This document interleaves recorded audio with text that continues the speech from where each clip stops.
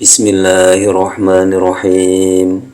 Wa qala lan dawu sapa ba'dhum sebagiane ulama rupane dawu ulumul qur'ani khamsuna ilman ila akhirih.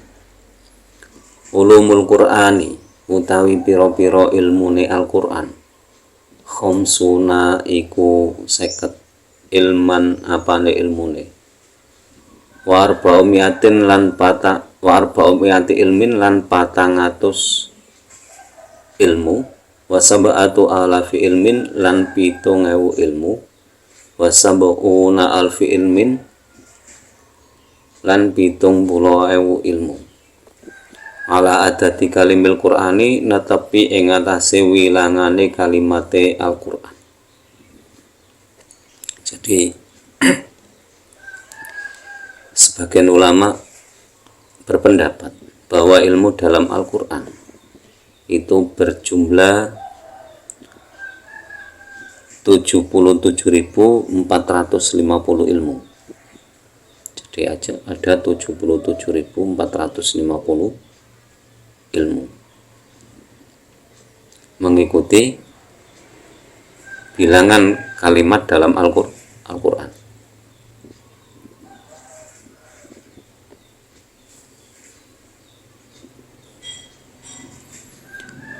Madrubatun dan tulis. Apa ulumul Quran fi arba'atin ing dalem papat likulli kalimatin krono iku kedue saben-saben kalimat zahrun apa makna zahir wa batnun lan makna batin wahadun lan pelanggaran wa matlaun lan sebab musabab. Jadi matla itu perkara yang muncul, jadi kan ada sebab ada musabab. Nah, 77.450 ilmu tersebut itu ditulis atau dibagi menjadi 4.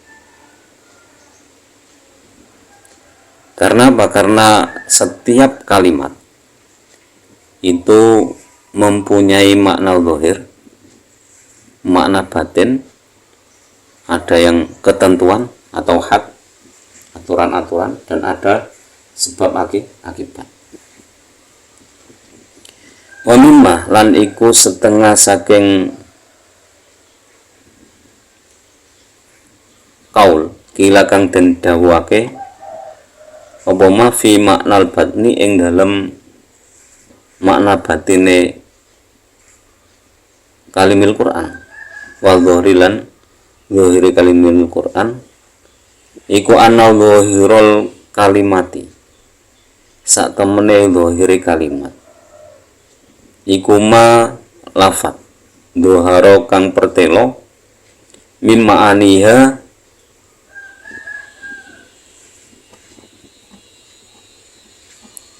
saking pira-pira maknane kalimat li ahlil ilmi kedue wong kang anduweni ilmu bil zahiri kelawan ilmu zahir. Jadi yang dimaksud dengan makna zahir dari kalimil Quran itu zahirul kalimi ma'dzara min ma'aniha li ahlil ilmi. Jadi bagi orang yang mempunyai ilmu dan ahli dalam kalimat zahir Al-Quran itu mengetahui makna-maknanya dari zahir ayat. Jadi zahirnya kalimat Al-Quran itu bisa diketahui oleh orang yang ahli dalam ilmu tersebut. Jadi secara zahir kalimatnya saja sudah tahu, oh maknanya seperti ini, maksudnya ayat ini seperti ini. Itu. Wabatinwa lan utawi makna batine kalimil Quran ma iku makna tambah manat kang nyimpen hu ing ma minal asrori setengah saking piro-piro rahasia allatik kang taklu kang muncul alaiha ing atase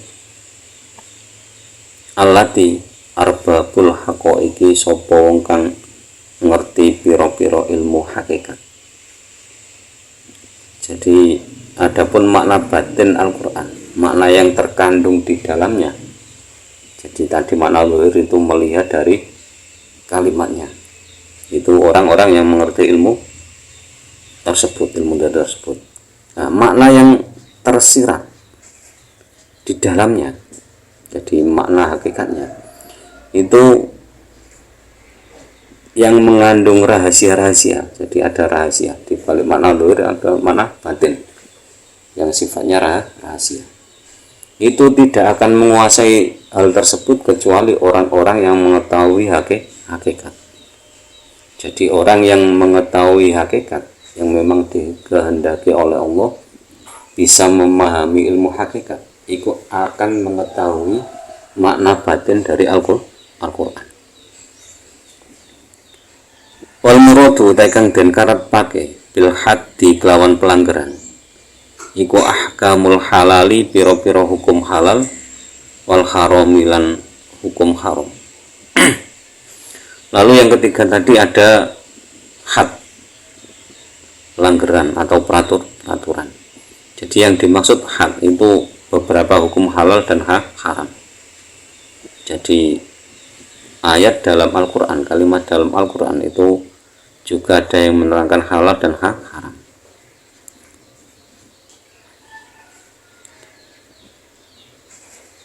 Wal matla'i lan utahi kang den karepaken kelawan matla, wa ya matla al itla'u iku kang muncul alal wa'di ing atase janji wal wa'idi lan ancaman. Jadi sebab akibat tadi itu munculnya karena ada janji dan ancaman. Jadi kalimat Al-Quran itu ada yang wa'dun, ada yang wa'id. Jadi ada janji, ada ancaman.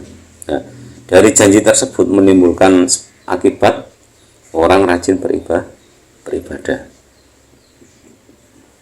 Dari ancaman tadi menimbulkan orang tidak melakukan kemaksiatan. Itu jadi al-wa'du wal wa'id.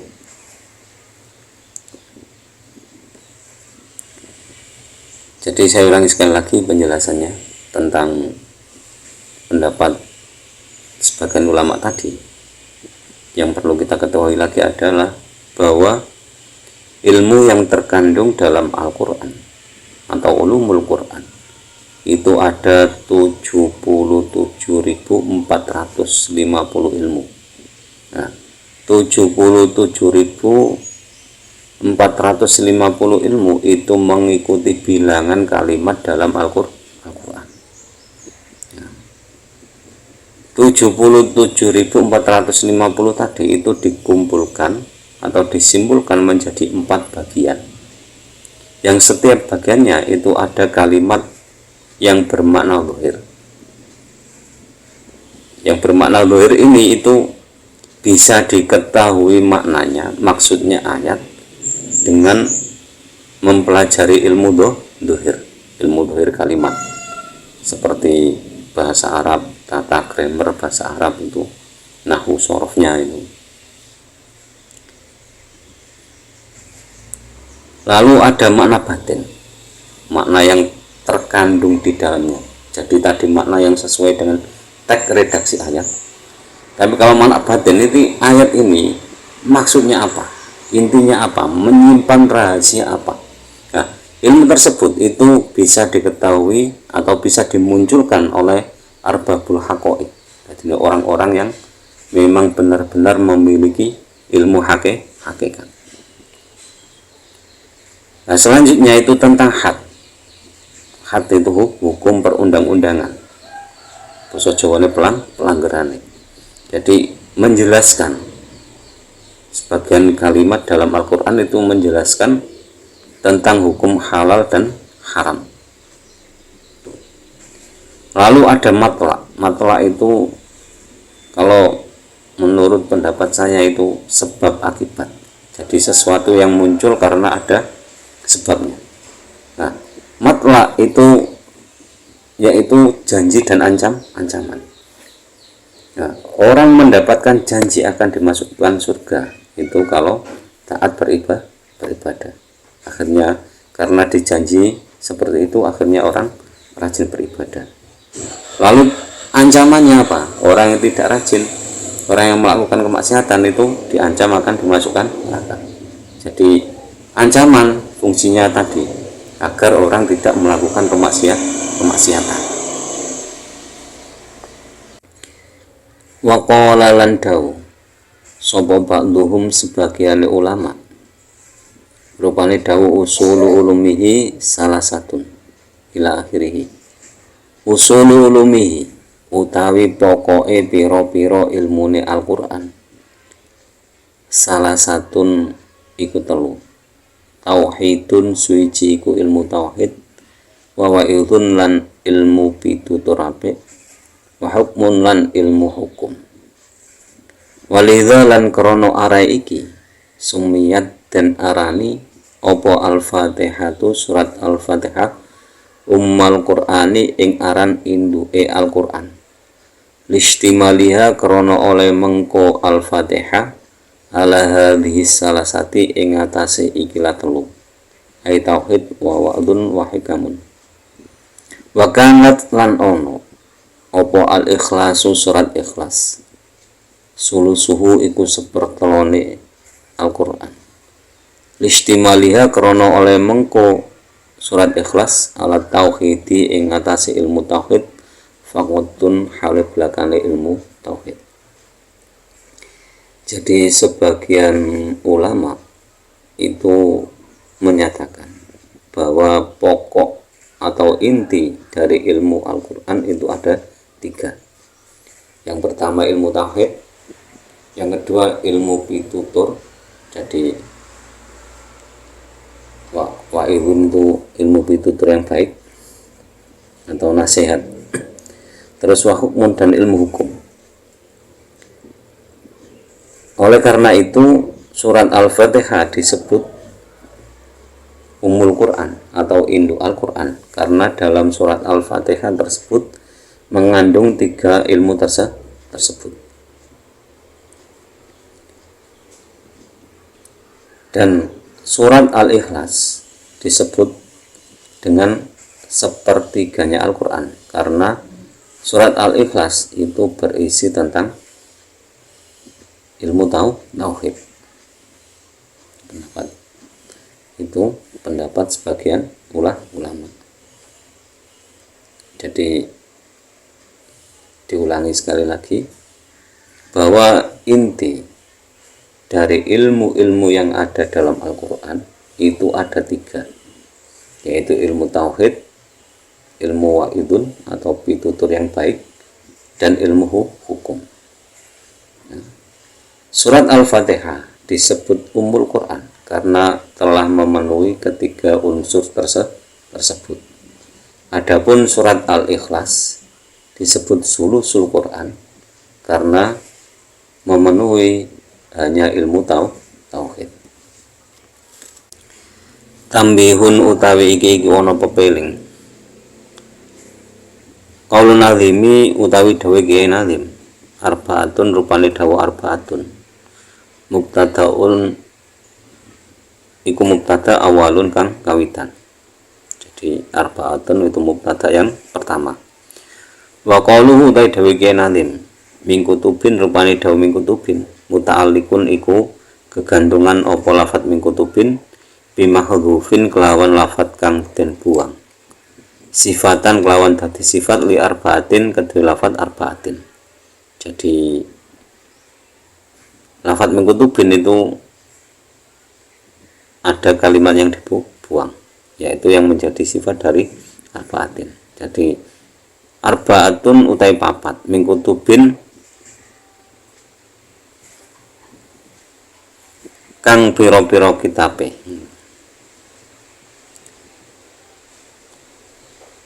Kang menjadi sifat hadil kang piro-piro kitabe.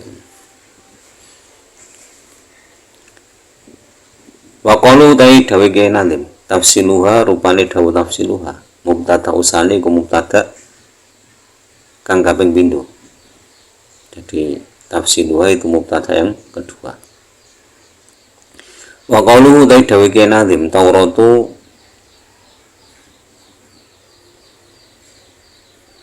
dawu Tauratu iku khobaru sani khobar kang kaping pindho. Dadi Taurat itu khobar yang kedua. Dadi itu khobarnya tafsiluha tadi. Wal jumlah itu utai jumlah.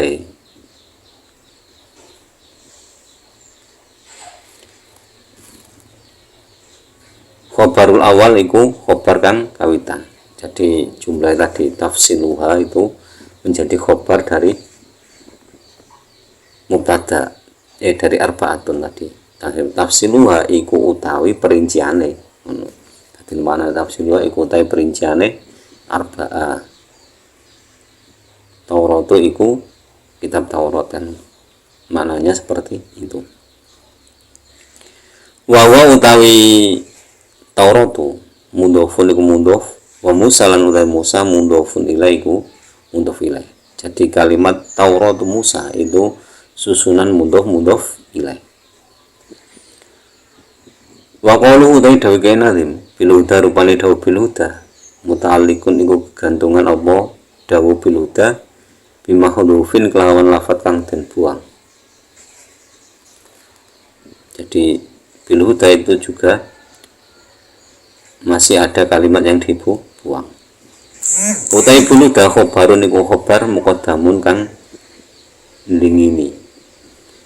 Wa tanziluha lan utai dawu tanziluha mubtadaun iku mubtada muakhirun kang keri.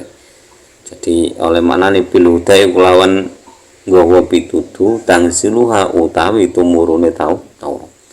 Jadi khabar muqaddam mubtada muakhir. Wa qalu utai dawu nadim zaburu rupane dawu zaburu matufun iku den atofake ala Taurati ing atase lafaz Taurat. Bihadfil atifi kelawan buang huruf atofi. Jadi lafadz zaburu itu atof kepada Tauratu, cuma yang mengatofkan itu dihilangkan. Wawa utawi zaburu mudhofun iku mudhof wa Dawuda lan utawi lafadz Dawuda mudhofun ilaih iku mudhof ilaih. Jadi zaburu Dawuda itu susunan mudhof ilaih. Wa misluhu lan iku sepadane zaburu injilu utawi lafadz injilu wa furqanu lan lafadz furqanu. Jadi injilu wa furqanu itu juga sama ma'tuf kepada lafadz Taurat. Wa qauluhu utawi dawu nadim al mala rupane dawu al mala ay asyraful qaumi tegese luwe mulya-mulyane kaum. Wal muradu itu iku utai kang den karepake bi kelawan mala huna ing dalem kene al anbiya'u iku pira-pira nabi wal mursaluna lan pira-pira utusan. Jadi yang dimaksud khairil mala itu kan Nabi Muhammad sallallahu alaihi wasallam. Jadi maksudnya asyraful kaum, yang dimaksud kaum di sini itu para nabi dan para utusan. Wasammu lan den arani sapa anbiya wal mursalin bidzalika kelawan mengkono al mala limal atihim krana oleh ngerti anbiya wal mursalin bima ing barang yaltamisu kang nyocoki indahum ing dalam ngersane anbiya wal mursalin minal ma'rufi bayane saking perkara kang wus kinawruan ai anna sayyidana Muhammadan tegese sak temene bendoro kita Muhammadan rupane Nabi Muhammad sallallahu alaihi wasallam khairul anbiya'i iku luwe bagus-baguse pira-pira nabi wal mursalina lan pira-pira utusan. Walazima lan mesti apa annahu sak temene Nabi Muhammad sallallahu alaihi wasallam khairun iku luwih bagus min ghairihim tinimbang liyane bil ula ing dalem luhure. Jadi kenapa kok para anbiya wal mursalin itu disebut malang?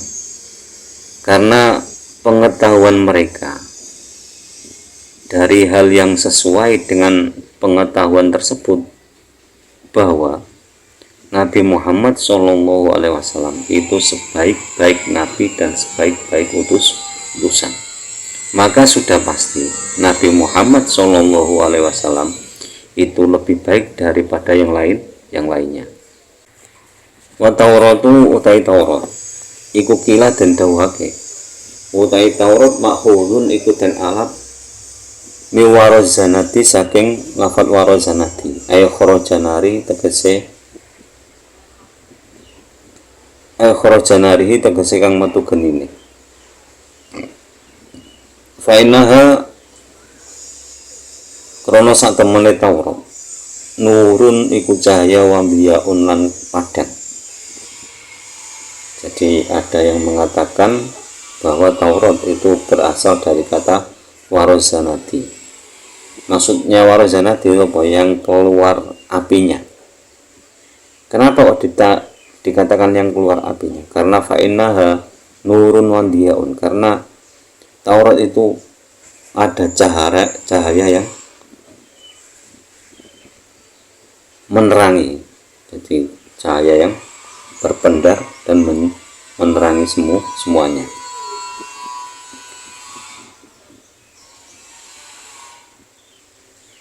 Qala dawu Allah Ta'ala sapa Allah Ta'ala rumane dawu inna anzalna taurata fiha hudaw wa nur.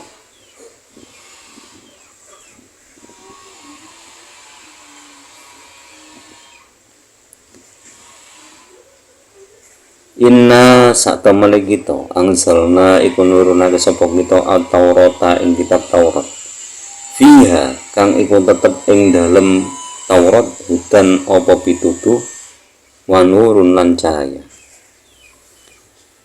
wa zanatu utai zanatu wa ya zanatu ma iku barang yakdahu kang ngobong biye ing ma apa anaru geni. Jadi yang dimaksud dengan zanatu tadi itu sesuatu yang terbakar oleh api. Jadi ada sinarnya, keluar sinarnya. Wal injilu ta injil. Wa huwa iku tawi injil bi kasrul hamzati kelawan ka kasrul hamzah wa fathiha lan ka fathah hamzah. Jadi boleh injil boleh anjil. Kama kaya keterangan fil komusi kang tetep ing dalam komus. Utawi injil iku minan najli saking lafat najli.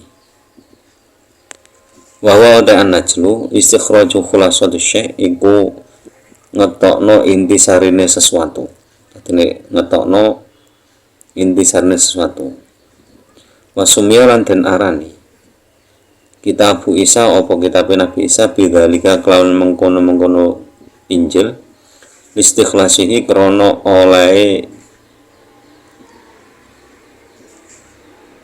kandungane Injil khulasatun nurid Taurati iku inti sarine kitab Taurat. Paminhu lan krana arek iku kila den dawuhake lil waladi iku kedue anak najlu abihi apa marisi bapake walad listikhlasihi krana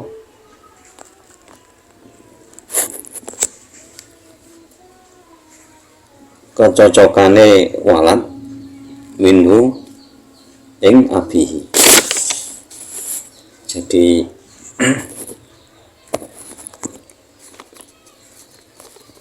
Injil itu boleh dibaca Anjil, boleh dibaca Injil. Dalam kamus itu berasal dari an-najlu. Najlu itu istikhraju syai'. Najlu iku istikhraju khulasatu syai'. Dadi mengeluarkan atau mengekstraksi dari sesuatu. Jadi kenapa kok kitabnya Nabi Isa dinamakan Injil? Itu karena tadi kitab tersebut itu mengekstraksi dari kitab Taurat. Jadi kandungan kitab Taurat itu ada dalam kitab Injil, tapi lebih intisarinya. Jadi intisarinya itu seperti itu. Makanya ada yang mengatakan bahwa anak itu mirip bapaknya. Karena apa? Ada unsur-unsur tertentu pada anak yang sesuai dengan bapaknya. Demikian bagian akhir pembahasan dari kitab-kitab Allah yang wajib diketahui. Dan perlu diingat lagi bahwa kitab yang harus kita ketahui secara terperinci itu ada 4, yaitu kitab Taurat yang diturunkan kepada Nabi Musa, kitab Zabur yang diturunkan kepada Nabi Daud, kitab Injil yang diturunkan kepada Nabi Isa, dan kitab Al-Quran yang diturunkan kepada Nabi Muhammad alaihi wassalatu wassalam. Semoga ngaji ini bermanfaat fid-dini wa dunya wal akhirah, dan semoga lantaran ngaji ini kita diberi tambahan ilmu oleh Allah, ilmu yang disertai hidayah. Semakin hari semakin bertambah ilmu, semakin bertambah hidayah, dan semoga guru-guru kita, orang-orang tua kita dirahmati oleh Allah Subhanahu wa taala. Akhirul kalam, ihdinas siratal mustaqim, wallahul muwaffiq ila aqwamit thoriq. Wassalamualaikum warahmatullahi wabarakatuh.